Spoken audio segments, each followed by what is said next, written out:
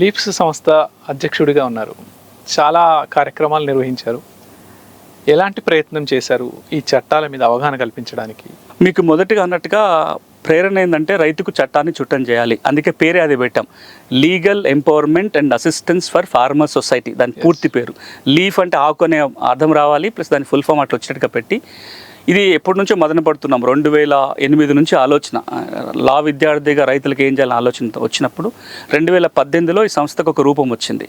మహాత్మా గాంధీ చంపారణ్లో అడుగుపెట్టిన 100 ఏళ్ల సందర్భంగా సెంటనరీ సెలబ్రేషన్ జరుగుతున్నాయి. మహాత్మా గాంధీ గారు మొట్టమొదటిగా చంపారణ్ రైతుల కోసం పోయినప్పుడు ఆయన న్యాయవాదిగా వెళ్ళాడు.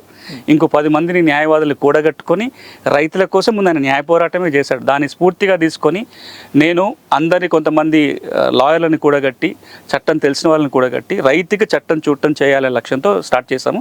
ఒక 4-5 కీలకమైన పనులు చేస్తున్నాం. కొన్నేళ్ల పాటు 18 నుంచి నిన్న మొన్నటి వరకు కూడా ప్రతి శనివారం సాయంత్రం 6 నుంచి 7 గంటలకి ఏ రైతైనా ఫోన్ చేయొచ్చు. భూమి సమస్య ఉన్నా, వ్యవసాయానికి సంబంధించిన సమస్య ఉంటే ఉచితంగా సలహాలు ఇచ్చినాం. మేము గ్రామాలకు వెళ్ళి భూ న్యాయ శిబిరాలు పెడుతున్నాం. ఇవి కాకుండా ఎప్పటికప్పుడు రైతులకు ట్రైనింగ్లు ఇస్తున్నాం. సాగు న్యాయం అని ఒక యూట్యూబ్ ఛానల్ పెట్టాం. భూమి సంగతులు అనేదేమో రెవెన్యూ చట్టాల మీద, సాగు న్యాయం అనేది వ్యవసాయ చట్టాల మీద అవగాహన కల్పించింది.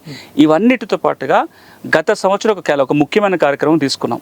గౌరవ హైకోర్టు వారి సపోర్ట్ తోటి లీగల్ సర్వీస్ అథారిటీ, నల్సార్ విశ్వవిద్యాలయాలు అందరూ కలిసి వస్తే ఏదైతే రైతుకు చట్టాన్ని చుట్టం చేయాలని మేము అంటున్నామో అది జరగాలంటే ప్రతి ఊళ్ళో ఒక వ్యక్తి ఉండాలి, ప్రతి ఊళ్ళో ఒక క్లినిక్ ఉండాలి. ఒక ఆర్ఎంపీ డాక్టరో లేకపోతే హెల్త్ క్లినిక్ ఇంకేదో ఉన్నట్టుగా చట్టాలకు కూడా ఉపయోగపడడానికి ఒక క్లినిక్ ఉండాలనే ఉద్దేశంతో అగ్రి లీగల్ ఎయిడ్ క్లినిక్ అని నామకరణం చేసి దేశంలోనే మొట్టమొదటి agri legal aid clinic Bammera గ్రామంలో పెట్టాం. జనగాం జిల్లా, ఇంతకుముందు ఉమ్మడి వరంగల్. బమ్మెర గ్రామం పెట్టడానికి ఒక కారణం ఉంది.